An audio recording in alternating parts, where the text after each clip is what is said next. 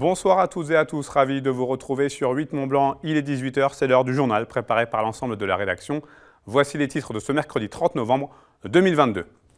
Direction Savoie-Grand-Revard pour débuter cette édition, pour qui le début de saison hivernale s'annonce contrarié. Le télésiège des ébats ayant été ravagé par les flammes il y a 3 semaines, il ne pourra pas ouvrir en décembre, comme le reste du domaine skiable. Un gros coup dur pour les acteurs de la station.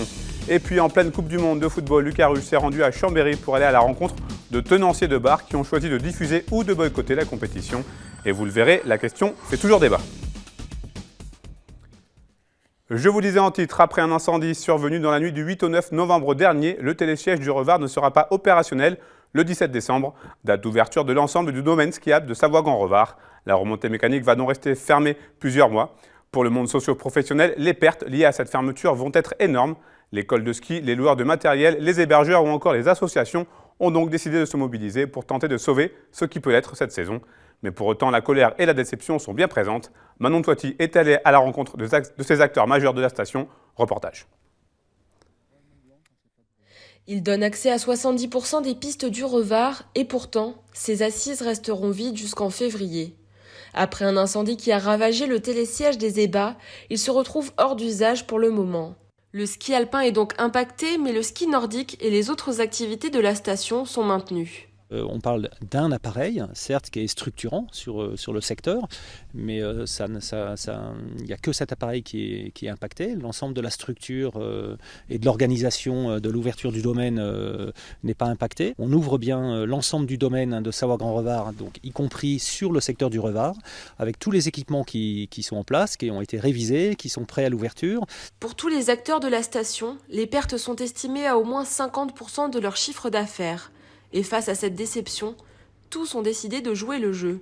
La solidarité est de mise, quitte à sacrifier parfois quelques euros sur son salaire. Nous, on a la chance d'avoir un saisonnier qui habite la station et qui est fidèle à la station depuis un petit moment. Donc on lui a proposé une baisse de salaire, parce que forcément les coûts vont se ressentir, et il a accepté, donc je le remercie. Et grâce à lui, on va pouvoir être en effectif complet et avec le sourire. Et puis travailler comme d'habitude. Ici, 3 à 4 saisonniers sont embauchés habituellement, mais cette année, la gérante de ce magasin est démunie. Elle n'est pas certaine de pouvoir honorer tous les contrats. Les charges du magasin ne changeront pas, les stocks sont déjà prêts et il faut pouvoir payer les fournisseurs. Le sentiment est beaucoup de colère, beaucoup de tristesse et beaucoup de désarroi, parce qu'à ce jour, nous sommes vraiment très très seuls pour faire face à cette situation. C'est vraiment le sentiment de solitude de l'indépendant. Voilà, des nuits blanches, beaucoup de soucis.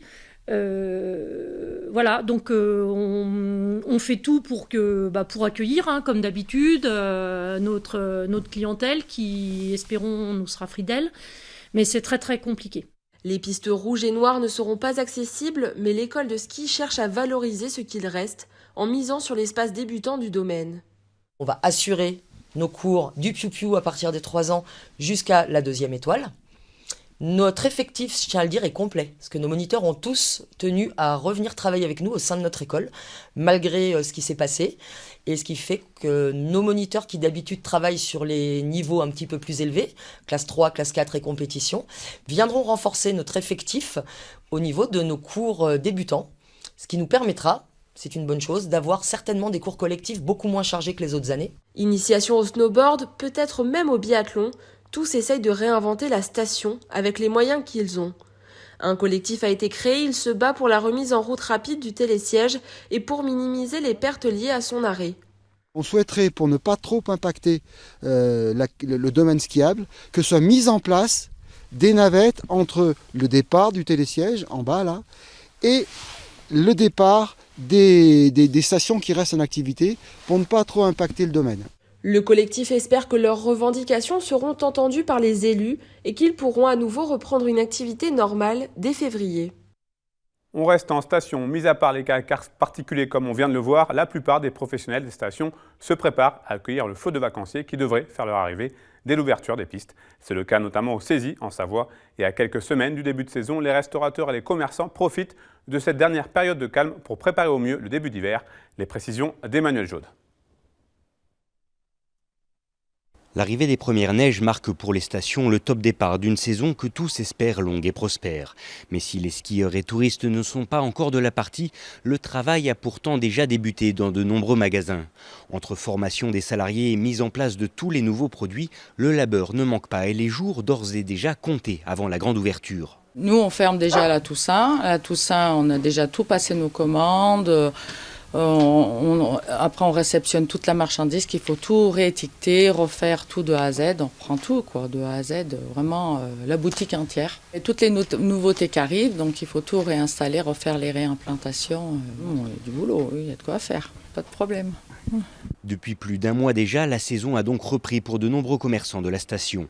Un travail de l'ombre, mais dont dépendra une bonne partie de la sérénité pendant les périodes de fête. Bien plus que des finitions, il s'agit là d'une vraie période stratégique. C'est beaucoup d'étiquetage, du rangement, toute la mise en place de tout refaire le magasin, les vitrines, tout. Le nettoyage aussi, surtout qu'on a beaucoup de maisons, on a 125 fournisseurs, donc ça fait beaucoup d'étiquettes, de codes barres à faire. Voilà, il y a vraiment beaucoup de travail. Allez, il y a encore 10 jours, 10 bons jours là. Si dans la station des Saisies, le domaine nordique accueille déjà les skieurs les plus avides de glisse, c'est bien l'ouverture des pistes alpines qui sera accompagnée des premières vagues de clients. Une date butoir et jusqu'à laquelle toutes les heures sont importantes vu la quantité de stock à renouveler. On est sur une bonne trentaine de palettes, ça doit être au moins ça. Ouais. Sur le tout depuis 2-3 semaines, c'est ça. Puis on en attend encore. Tous les ans, on essaye de renouveler notre parc pour que les gens aient du matériel assez récent.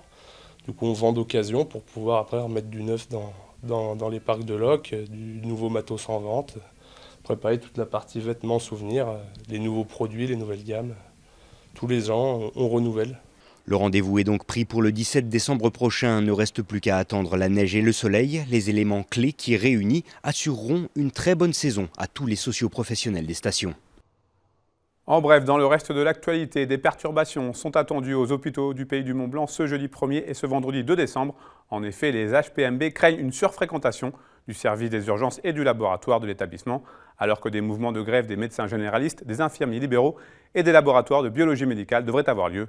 Dans ce contexte, les équipes des hôpitaux du Pays du Mont-Blanc invitent les patients à venir aux urgences uniquement en cas d'urgence immédiate.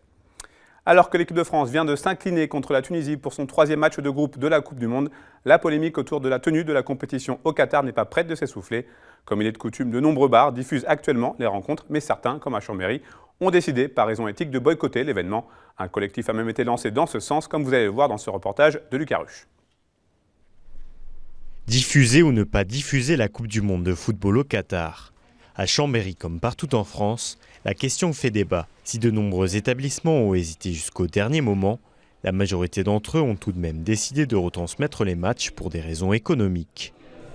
Alors moi en fait, la question elle ne s'est pas posée, parce que c'était pas à moi de choisir d'attribuer ou pas la Coupe du Monde au Qatar ou à d'autres pays. C'est vrai que j'ai la fibre écologique et ça m'embête un peu, mais financièrement, nous on n'a pas le choix.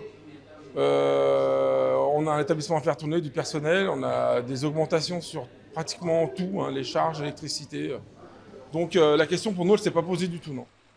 18h un mardi de fin novembre, l'heure où les bars chambériens commencent à peine à se remplir. On est loin de l'affluence estivale et festive des précédentes Coupes du Monde.